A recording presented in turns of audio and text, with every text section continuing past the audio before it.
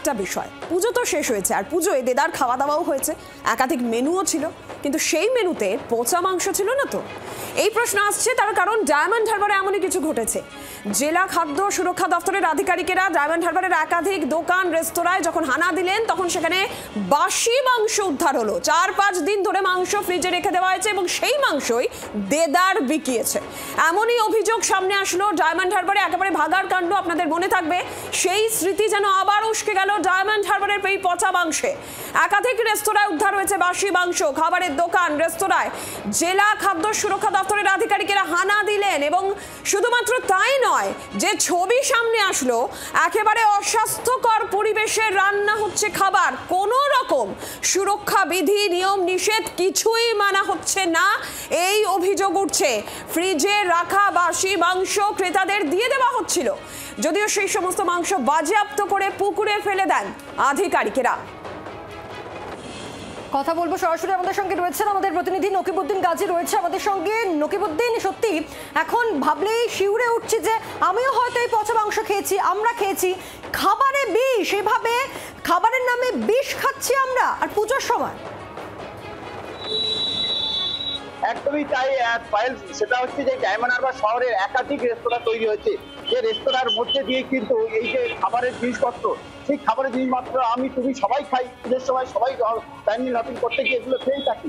তবে যেটা হচ্ছে চক্ষু চলকাজ হয়ে গেল ডায়মন্ড হারবার একাধিক রেস্তোরাঁর মধ্যে এই যে খাদ্য সুরক্ষা দপ্তরের পক্ষ থেকে ডায়মন্ড হারবারের রেস্তোরাঁ তারা এই যে অভিযান চালালো, সেই অভিযান চালাতে গিয়ে বেশ কিছু নামি দামি যারা ওই যে রেস্তোরাঁ আছে এবং যেখানে দেখা যাচ্ছে যে যারা এই যে বিরিয়ানি দোকান আছে, বিরিয়ানি দোকানে যে খাবার, সেই মাংস কিন্তু বাসি মাংস সেটা ফ্রিজে রেখে দিয়ে মানুষকে খাওয়াচ্ছে, সেই অভিযোগ করছে এবং স্বয়ং খাদ্য সুরক্ষা দপ্তরের যে আধিকারিক।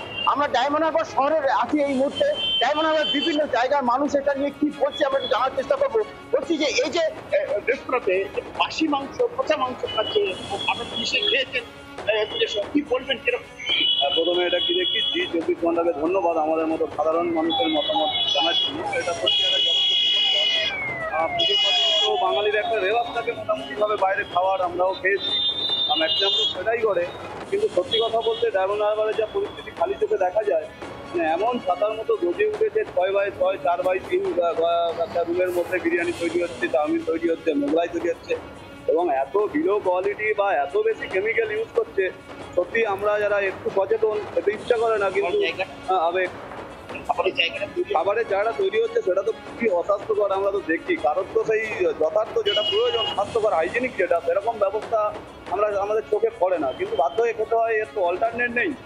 প্রশাসন এই বিষয়ে যদি নজর দেয় খুব ভালো হয়, কারণ স্বাস্থ্যের বিষয় তো আমরা সবাই খুবই আতঙ্কিত। এই যে আমরা পুজোর সময় কি খেলাম নিজেরাই জানি না, শুধু কালারই বুঝতে পারছো যে পুজোর সময় কি খেয়েছে, সেই মাংস সত্যিকারে বাসি মাংস না পচা মাংস, সেটা যেমন প্রশ্ন উঠছে। এবং পাশাপাশি তোমায় বলবো আর কি, ডায়মন্ড হারবার শহরের একাধিক এভাবে রেস্তোরাঁ তৈরি হয়েছে, অর্থাৎ সাধারণ মানুষের স্বাস্থ্য নিয়ে রীতিমতন ছেলে খেলা। ফ্রিজে রেখে দেওয়া 4-5 দিনের বাসি মাংস বিকোচ্ছে, যেই পরিবেশে রান্না হচ্ছে সেটা অস্বাস্থ্যকর, সব মিলিয়ে চূড়ান্ত একটা গাফিলতির ছবি সামনে আসলো। নকিবউদ্দিন ধন্যবাদ। জেলা খাদ্য সুরক্ষা আধিকারিক তিনি কি বলেছেন শোনো।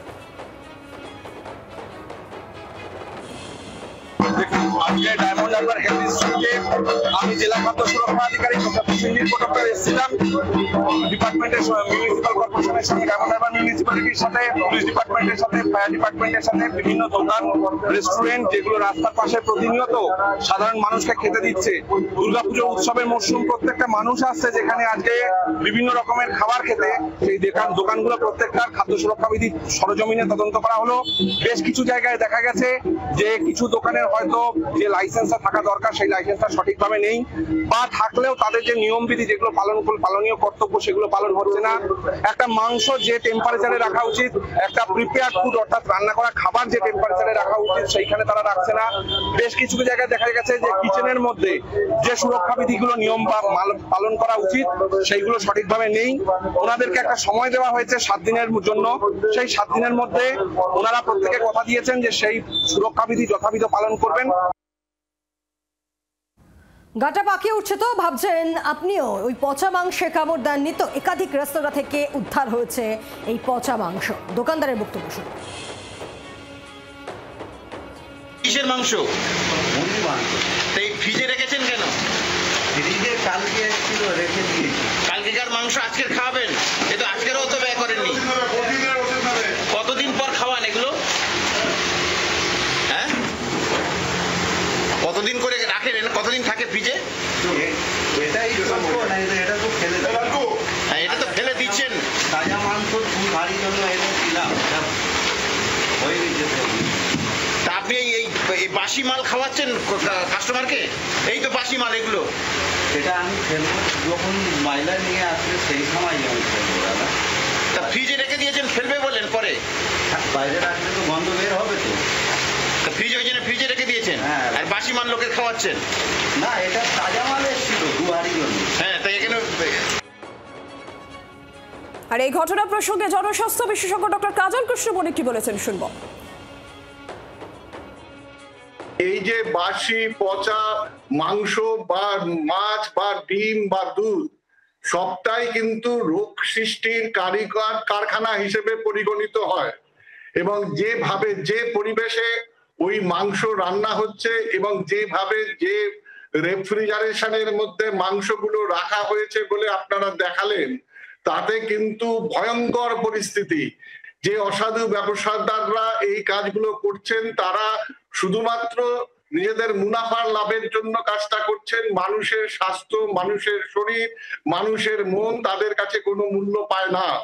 আমি চাইবো সংশ্লিষ্ট দপ্তর এই জাতীয় অসাধু ব্যবসায়ীদের ক্ষেত্রে দৃষ্টান্তমূলক শাস্তিমূলক ব্যবস্থা গ্রহণ করুক। বাংলার আওয়াজ, বাঙালির আবেগ, জি 24 ঘন্টা।